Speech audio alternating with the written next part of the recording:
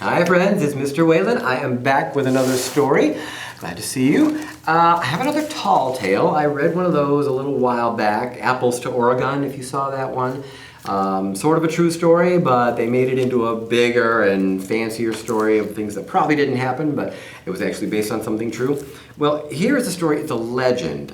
We've heard of legendary characters before, like Davy Crockett or Johnny Appleseed or John Henry. Now those might have been real people, but over the years people made stories up about them, and we hear all kinds of wild stories about things that probably didn't really happen but are based on who that person really was. This story is called The Bunyans. Now, I don't know if anyone's ever heard of Paul Bunyan before. My grandpa taught me about Paul Bunyan, but we'll learn a little about Paul Bunyan. Now I think the author here has made up more story about Paul Bunyan, because I never heard these stories about Paul. Some of them I did, but not all of them. But Paul Bunyan was a legendary character. He wasn't real, but he might have been based on someone who was real, or people who were real, or some real things that happened. And yeah, you'll see what Paul Bunyan was like. So let's read about the Bunyans. This was a fun book, and it's by an author that I really like. Her name is Audrey Wood. Oh, you've seen her books before. Let's see, one popular one that most people know about is called The Napping House. I don't know if anyone's read The Napping House before. She wrote that. I've got several other books of hers that I want to read with you. So Audrey Wood wrote this book. David Shannon did the illustration. Now David Shannon we know because he wrote and illustrated the No David books. That's him, David Shannon right there. A Bad Case of Stripes, he did that one. So you know David Shannon. And now you'll know some Audrey Wood too, you might already. The Bunyans. She's got a little note here about him first. Storyteller's note. Now I suppose you have heard about the mighty logger Paul Bunyan and his great blue ox named Babe. In the early days of our country, Paul and Babe cleared the land for settlers so farms and cities could spring up. And you probably know that Paul was taller than a redwood tree, stronger than 50 grizzly bears, and smarter than a library full of books. But you may or may not know that Paul was married and had 2 fine children, which I did not know.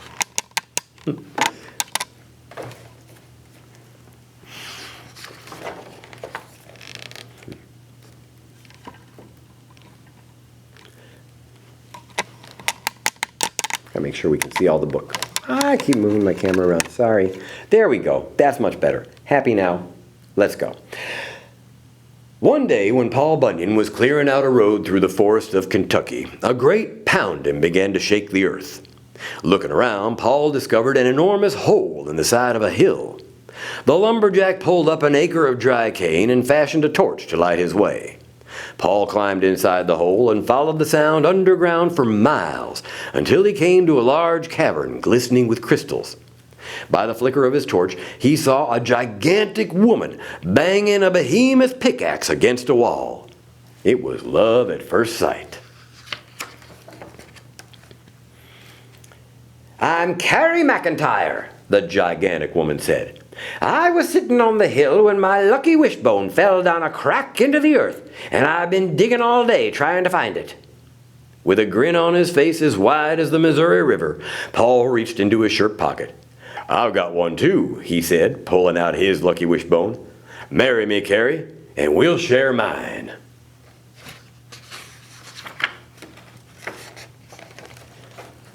Carrie agreed, and their wedding invitations were mailed out right away. The invitations were so large, only one needed to be sent to each state. Everyone could read them for miles.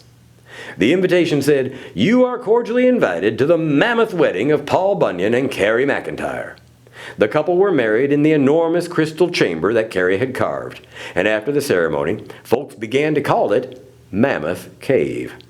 The giantess had dug more than 200 miles, making it the longest cave in the world.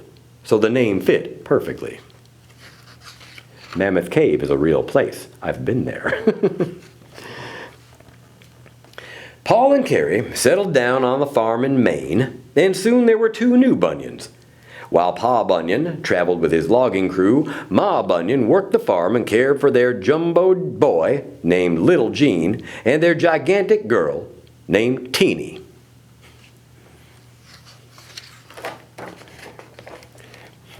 Ew.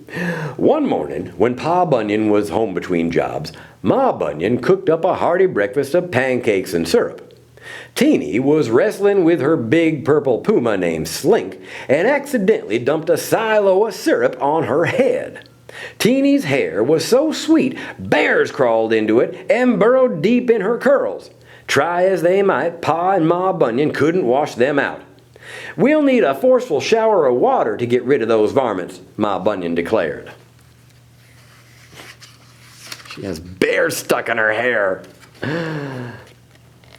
Pa Bunyan had an idea. He placed his daughter on Babe and led them to the Niagara River in Canada.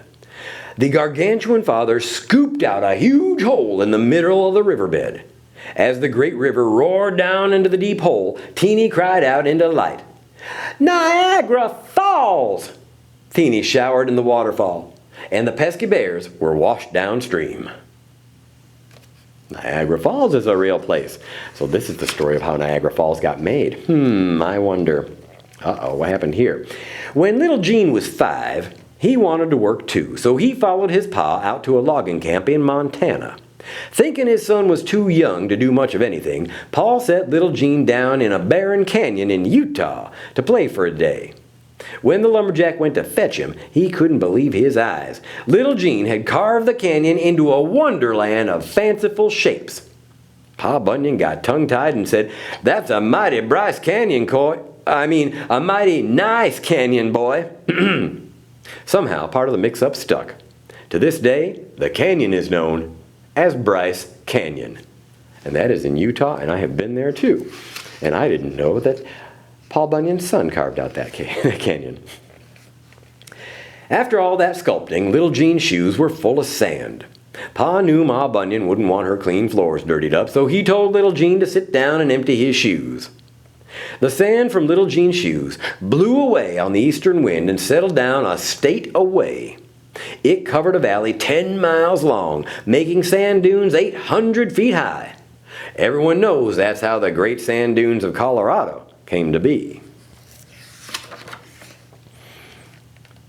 One summer, little Gene and Teeny wanted to go to the beach. Ma Bunyan told them to follow a river to the ocean. But all the rivers flowed west back then, so they missed the Atlantic Ocean and ended up on the other side of the country instead. Ma Bunyan tracked them out to the Pacific Ocean, where she found Teeny riding on the backs of 2 blue whales and little Gene carving out 50 zigzag miles of California coast. When Ma Bunyan saw what her son had done, she exclaimed, "What's the big idea, sir?" From that time on, the scenic area was known as Big Sur. Ma Bunyan knew she had to put up a barrier to remind her children not to wander off too far. So on the way home, everyone pitched in and built the Rocky Mountains. Teeny gathered up and sorted out all the rivers, letting some flow east and others west. After that, the children had no trouble following the eastern rivers down to the Atlantic Ocean.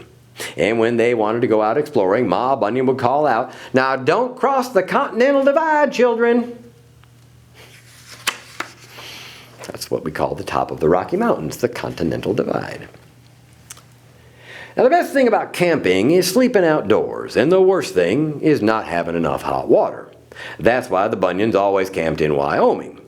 By the time their camping years were over, Ma Bunyan had poked more than 300 holes in the ground with her pickaxe and released tons of hot water from geysers. But Ma got tired of poking so many holes, so she made a geyser that blew every hour on the hour. After that, there was a steady supply of hot water to keep the giant's clothes and dishes sparkling clean. Teeny named the geyser Old Faithful, and to this day, Old Faithful still blows its top every hour in Yellowstone National Park. As our great country grew up, so did the Bunyan children. When the kids left home, Ma and Pa Bunyan retired to the wilderness area, where they still live happily.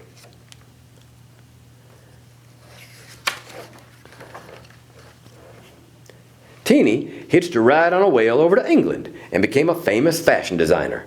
Her colorful skirts made from hot air balloons and her breezy blouses cut from ship sails were a sensation at the First World's Fair in London. Little Gene traveled to Venice, Italy, where he studied astronomy and art. Every day the gondoliers would take their passengers down the Grand Canal to watch the giant artist chiseling his marble sculptures. After graduation, little Gene decided to explore new lands as his parents had done. So he took 2 great jumps and 1 flying leap and bounded up into outer space.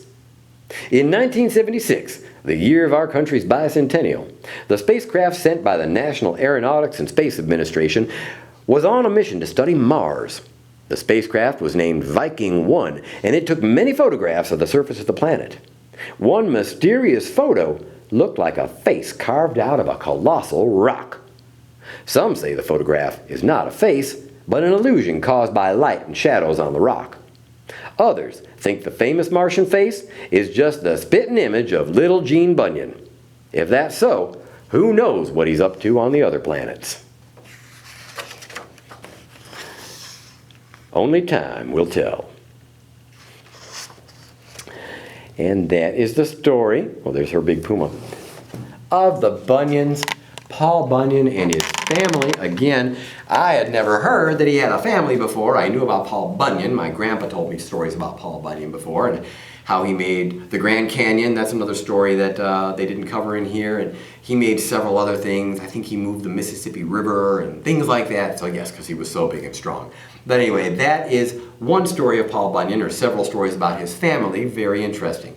But you see what they do with a tall tale or a fable? They take something really big that we know is real, like Bryce Canyon in Utah or Old Faithful, the geyser at Yellowstone, and they build a story around it to tell us maybe how that got created. We know it's not real, it's made up, but it's fun to think about.